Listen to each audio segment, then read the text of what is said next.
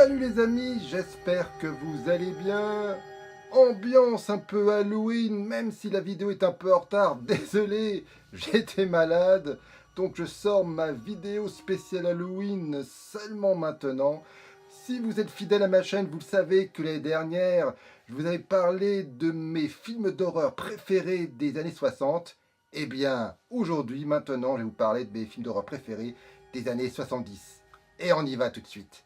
Pour commencer, j'ai donc décidé de vous présenter 3 films, ce qui est pour moi vraiment mes 3 films d'horreur favoris. Et en bonus, j'ai décidé de vous donner mon avis sur le dernier Halloween qui vient de sortir ces dernières semaines, la suite du premier film de John Carpenter. Ce qui différencie pour moi les années 60 et les années 70, les années 60 pour moi c'était d'abord le cinéma fantastique gothique, comme les films de la Hammer ou Le Masque du Démon de Mario Bava, et avec Rosemary's Baby, le film qui justement est La Nuit des Morts Vivants, qui est justement une sorte de transition entre les années 60 et les années 70. On va vers un cinéma fantastique beaucoup plus réaliste. Je pense donc que pour moi, les années 70, c'est avant tout le cinéma d'horreur réaliste. Je commence donc avec L'Exorciste de William Friedkin, un film qui est sorti en 1973.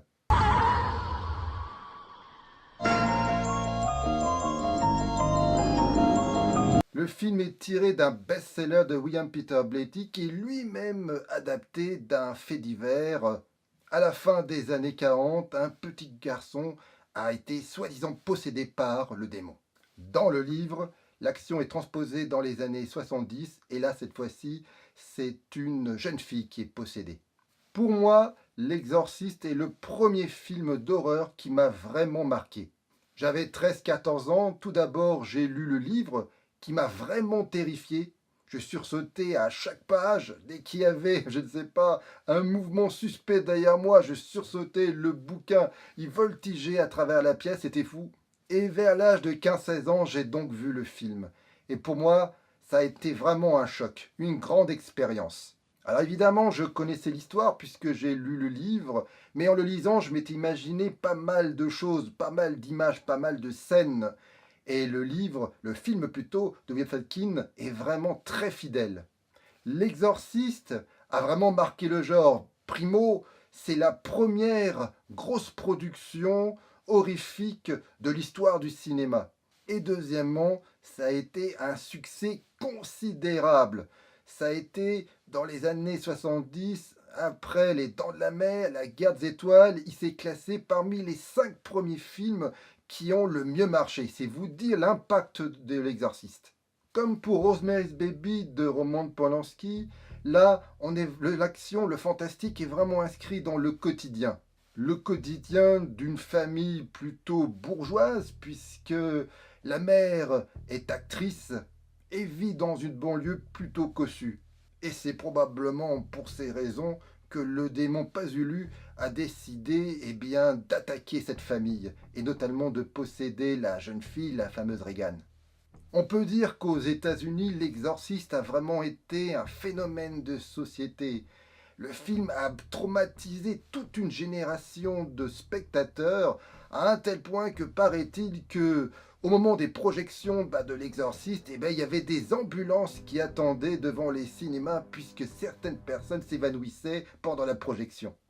Alors qu'en est-il vraiment? Est-ce que le film a vraiment gardé tout son impact? Pour moi, la réponse est oui.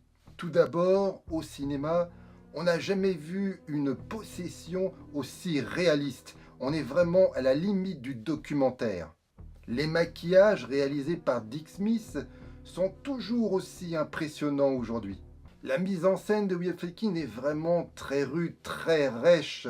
Ça accentue vraiment le côté documentaire réaliste du film. Et comme dans le livre, surtout pour l'époque, le film va vraiment très loin dans l'horreur. On voit quand même un crucifix s'enfoncer dans un vagin. Je ne sais pas si on pourrait voir ça de nos jours.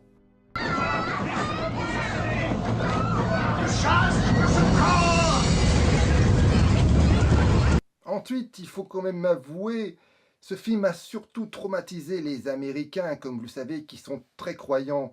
Et L'Exorciste est un film vraiment blasphématoire. Le démon n'arrête pas d'être obscène, particulièrement vulgaire, il vomit sur un prêtre. Bref, pour quelqu'un de croyant, ça a dû vraiment être une expérience traumatisante à la vision du film. Et puis, il y a des grands acteurs. Tout d'abord, il y a Max von Sydow, un acteur qu'on a vu dans certains films de Ingmar Bergman, qui joue bien l'exorciste, et il est d'une crédibilité et d'une sobriété incroyable. Et puis il y a la petite Linda Blair qui joue la possédée, et que dire, elle est tout simplement, mes mots me manquent. À chaque vision de ce film, je me demande comment elle a fait pour jouer un rôle de façon aussi intense.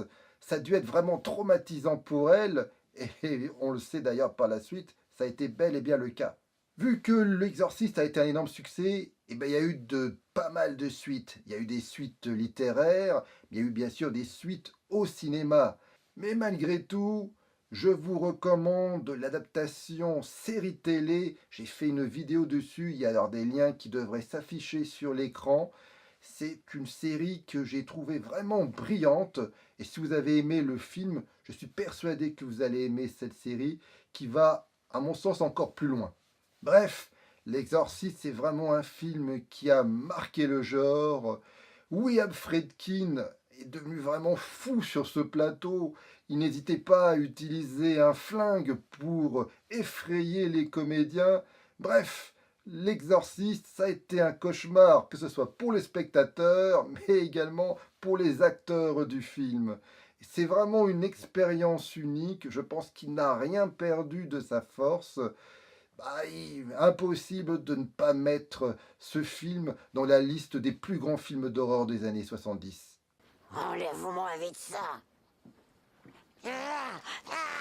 Ça brûle.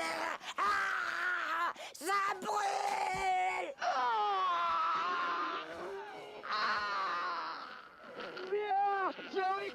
A noter qu'au début des années 2000, le film est ressorti dans une version remasterisée avec des effets spéciaux numériques. Quelques scènes qui ont été coupées au montage de l'original ont été remis là. Bref, ça m'a pas vraiment convaincu. J'ai trouvé le film plus lourd, encore plus lent. Je préfère largement la version originale. On continue avec un film sorti en 1974, le cultissime Massacre à la tronçonneuse de Tobe Hooper. Le chef-d'œuvre de l'horreur et de l'épouvante, Massacre à la tronçonneuse.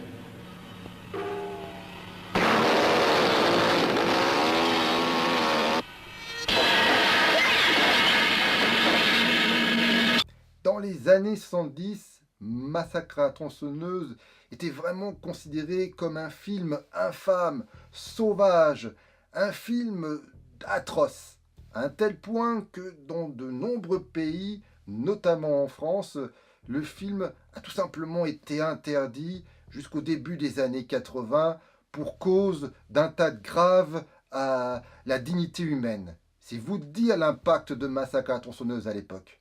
Et pourtant, lorsqu'on le voit aujourd'hui, on se rend compte que ce film est vraiment loin, mais très loin d'être aussi atroce que ça. Et surtout, il n'est pas gore, car la plupart des meurtres sont hors champ. Car oui, Massacre à la tronçonneuse suggère plus qu'il ne le montre. Massacre à la tronçonneuse est tiré en partie d'un fait divers. Eh oui, comme quoi, beaucoup de films d'horreur de l'époque sont tirés de faits divers. Et le personnage principal, le fameux Leatherface, est inspiré du serial killer Ed Gein, qui avait la fâcheuse tendance, non seulement de massacrer des gens bien sûr, mais également de déterrer des cadavres, de jouer avec les ossements et de faire d'autres choses comme le cannibalisme. Enfin bref, Ed Gein c'est un mec très sympathique et on comprend pourquoi ça a inspiré pour incarner Leatherface. Massacre à la tronçonneuse est un road movie sauvage au fin fond du Texas. Et on suit, les déboires, c'est le moins qu'on puisse dire, deux jeunes qui se trouvent peu à peu, prisonniers, d'une famille de dégénérés cannibales qui leur veulent pas du bien, c'est le moins que l'on puisse dire. Et personnage méchant emblématique de cette famille, c'est comme je l'ai dit, Leatherface, qui manie aussi bien la tronçonneuse qu'un Jedi et son sabre laser, et qui a la particularité de se fabriquer un masque de beauté avec de la chair humaine. Un personnage très sympa, Leatherface. À l'inverse de l'exorciste, Massacre à la tronçonneuse a un budget vraiment ridicule. Et pourtant, je trouve aujourd'hui que l'impact n'en est pas diminué. D'abord, Toby Hooper n'a pas son pareil pour suggérer non seulement l'horreur, mais surtout tenter de nous montrer, de nous suggérer une ambiance, une atmosphère particulièrement malsaine, morbide, car la demeure de cette famille dégénérée, c'est tout simplement un abattoir. À chaque vision de ce film, c'est incroyable, j'ai l'impression de sentir la pourriture, j'ai l'impression de sentir cette odeur nauséabonde, cette atmosphère totalement étouffante. C'est vraiment le seul film qui me fait ça, c'est à chaque vision de ce film, c'est assez incroyable. Il y a beaucoup de moments clés dans ce film, mais on va dire l'horreur paroxysmique, c'est bien sûr la scène du banquet, vers la fin du film, où la famille se réunit pour assassiner la seule personne qui a survécu au massacre. Et pendant un quart d'heure, on a un concours de grimaces, de délire, de folie furieuse qui vraiment met mal à l'aise. Et j'ai beau voir le film vingtaine de fois, cette scène-là, eh bien, me marque toujours. C'est vraiment une scène difficile à encaisser. Et pourtant, Toby Hooper affirme que pour lui, Massacre à la tronçonneuse est avant tout une farce horrifique bourrée d'humour noir. Et pourtant, l'impact est tel que pour beaucoup de spectateurs, cela reste un film vraiment terrifiant et une expérience compliquée à visionner. En termes de mise en scène, il y a vraiment des plans que j'apprécie vraiment dans ce film. Notamment celui où l'on voit un des personnages s'approcher de la demeure. La caméra suit le personnage en travelling, en contre-plongée. La personne se dirige vers la maison. Peu à peu, la maison grandit. Et voilà, la maison, évidemment, symbolise la menace. Bien sûr, c'est pas nouveau, on l'a déjà vu plusieurs fois au cinéma. Alfred Hitchcock l'a déjà très bien fait dans son Psychose. Mais franchement, cette scène-là, alors dès que je la vois, elle a un petit cachet, il y a un petit quelque chose. Je suis impressionné par cette scène. Bien évidemment, vu son culte, Massacre à la tronçonneuse a eu d'innombrables suites, reboots, remakes, préquels, bref, on ne sait plus. Même Toby Hooper, au milieu des années 80, on a réalisé une qui est peut-être la meilleure suite d'ailleurs de son chef-d'œuvre. Mais voilà, jamais aucune suite a égalé l'impact vraiment incroyable de ce film.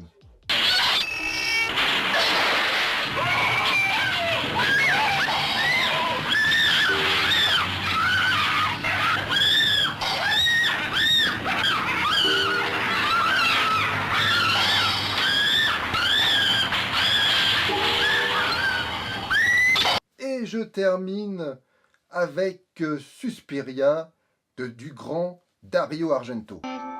Violets are blue, but the iris is the flower that will mean the end of it. Je le dis tout de suite, pour moi, Suspiria est le meilleur film d'horreur des années 70.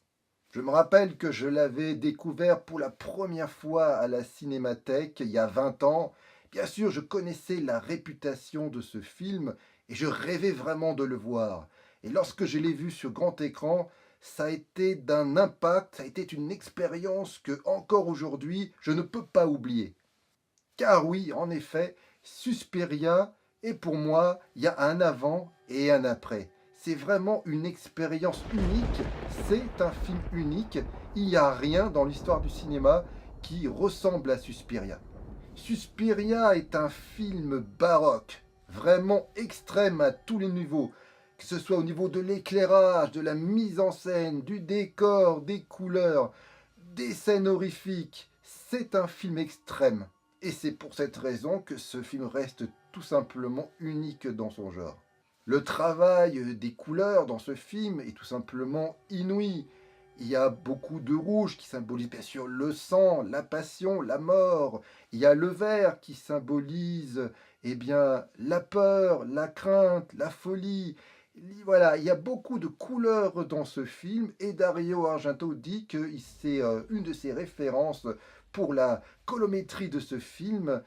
C'est tout simplement le dessin animé Blanche-Neige de Walt Disney. Eh ouais, le son est très important et impossible de parler de ce film sans parler de la musique omniprésente des Gobelins avec ce thème totalement obsédant, hypnotique, qui renforce vraiment le côté malsain et également conte de fées de ce film. You can run from Suspiria. Bon, j'accorde, un conte de fées très macabre. Et puis, au niveau de l'horreur, Dario Argento va très loin. Il y a quand même une scène où on voit un cœur qui bat et le tueur qui continue à poignarder à travers le cœur une des victimes du film. C'est du jamais vu auparavant. Il y a un autre personnage qui tombe dans un puits de fils de fer barbelés. Bref, Suspiria est un véritable cauchemar éveillé. C'est pour cette raison qu'on peut-être que la narration est parfois étrange. Il y a quelques trous narratifs dans le film. Mais moi, ça ne me gêne pas. Car pour moi, Suspiria, c'est tout simplement un cauchemar. Ensuite, beaucoup de critiques trouvent que Suspiria n'est pas bien joué. Mis à part l'actrice Jessica Harper, n'oublions pas qu'elle a également joué dans Phantom of the Paradise, et toutes les autres actrices plus âgées qui jouent les sorcières, les autres, notamment les jeunes comédiens, sont pas très crédibles dans ce film. C'est vrai, mais je m'en fiche, je suis totalement hypnotisé par ce film, je suis totalement fasciné par l'ambiance, et je dois avouer que le jeu des acteurs, on les oublie très rapidement si on est happé par l'ambiance et les scènes impactantes du film. Car oui, en tout point, Suspiria est vraiment une expérience extrême, à tous les niveaux, surtout au niveau formel. Et donc, comme à chaque fois, il y a des spectateurs qui adhèrent et d'autres qui n'y adhèrent pas. Et vous avez compris que moi j'adhère, pour moi Suspiria c'est vraiment un chef-d'œuvre. Comme vous le savez tous, bientôt sort le remake Suspiria et je vais bien sûr faire une vidéo spéciale sur ce remake, sur ce film et je pense même aller jusqu'au débat avec mon pote Cyril. Et oui, je sais, vous m'avez déjà dit, mais quand est-ce qu'il y aura le retour des débats? Eh bien, je pense que ce sera le cas justement pour Suspiria.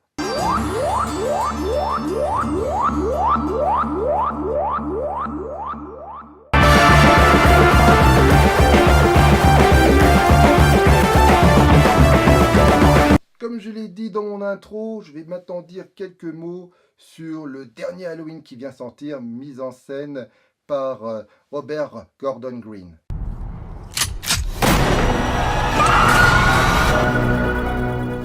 Comme vous le savez tous, cet Halloween est la suite directe du premier film de John Carpenter. Pour cette suite, les autres n'existent pas. C'est donc un grand retour puisqu'on retrouve John Carpenter à la production et c'est lui avec son fils qui a réalisé la musique qui est bien évidemment un hommage également à sa mythique bande originale. Le film se passe 40 ans après le premier et on retrouve avec joie Jamie Lee Curtis qui reprend son rôle de Laurie Claude et elle va combattre encore une fois Michael Myers. Car en effet, Michael Myers s'évade, même dans cette suite, de l'hôpital psychiatrique et décidément, il a vraiment quelque chose contre Laurie Strode et il va bien sûr décimer pas mal de personnes avant de réussir à l'atteindre.